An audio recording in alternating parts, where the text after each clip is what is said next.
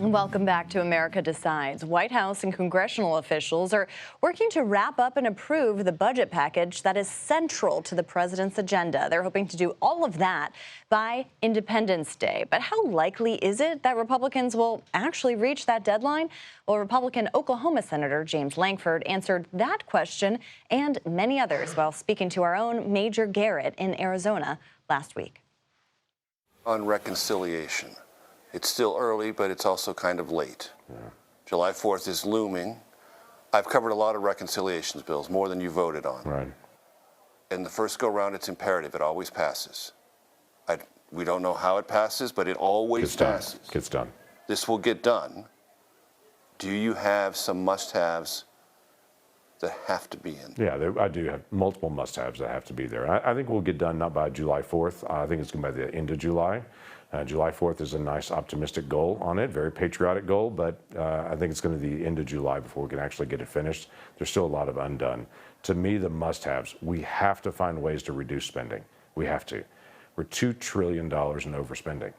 We all kind of nod our head and say, yeah, it's overspending, let's find a way to slow it down. We have to find a way to slow this down. We've had several years in a row where we've had multi-trillion dollars of overspending in a year. Beyond what DOGE has so far. Correct. I mean, there are aspects suggested it's accomplished. There are aspects that DOGE can take on, but that will be in the tens to 100 billion range. We've got to be larger than that to be able to slow down our spending. Looking back on the compromise you forged on immigration. Yeah. Do you think we'd be better off if that had happened? Or are we better off now that it didn't happen and we just have a different president? No, we do have a different president that's using the same law that's been there for decades and actually enforcing it, and we're seeing very different outcomes. Thinking about the bill that passed, it should have passed. It would have fixed a lot of the loopholes that are in the law, and it would have been easier to be able to do enforcement now.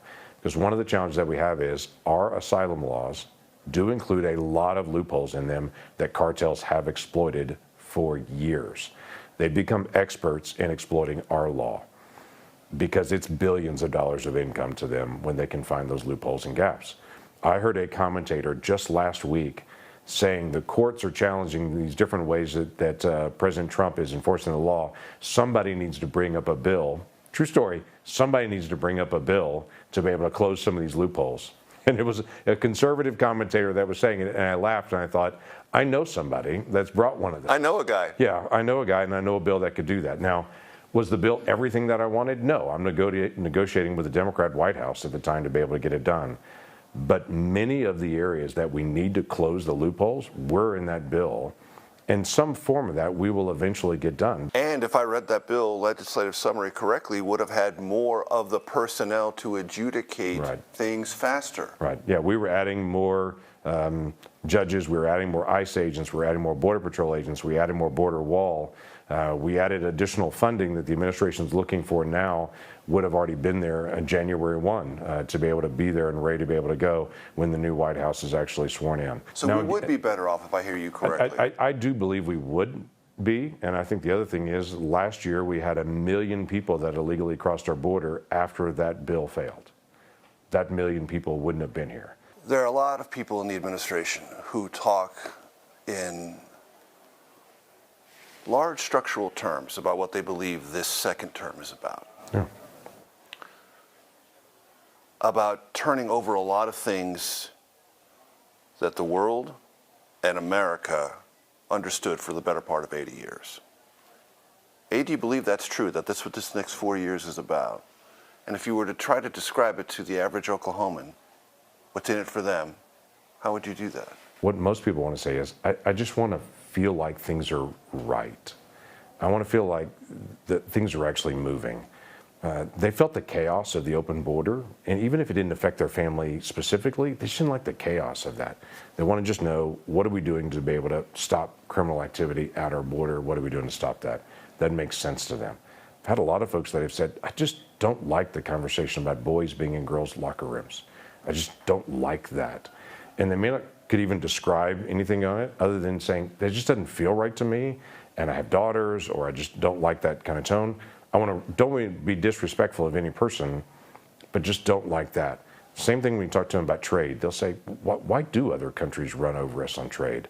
I know we're a wealthy nation and we're buying products from all over the world, But why can't we sell our products there? That just doesn't make sense to people. So if I can wrap it up in one thing that I hear from Oklahomans at home is they just want the world to make sense again because they feel like it didn't make sense and they want it to be able to make sense again to them, to be able to have a reasonable thing to be able to do. So I'm older than you, which means I have some recollection of the 60s. Yeah. I have two older siblings who were farther deeper into that than I was. And there was a cultural rejection of conformity. Mm-hmm. And it strikes me that in this technological world, there is a phenomenal amount of pseudo-individualism that writ large is very conformist. Right. Do you ever wonder, as I do, if there will be a cultural rejection or rising up against the conformist nature of technology? I wonder if there's ever going to be that pushback. I think it's already occurring. When I talk to teenagers, for many teenagers, they've made a decision they're going to use less social media. They've watched the people that are in college and just above them. They see it.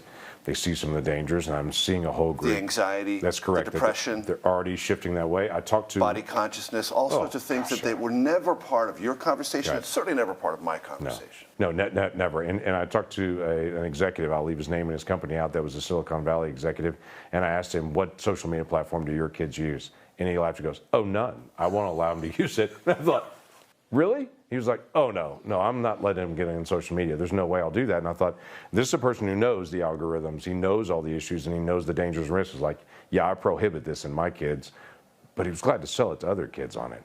So the challenge that's out there is, does a generation decide they're going to model exactly what they're seeing in front of them that was destructive? Or does a generation rise up and say, that looks destructive to me? I think it's the latter.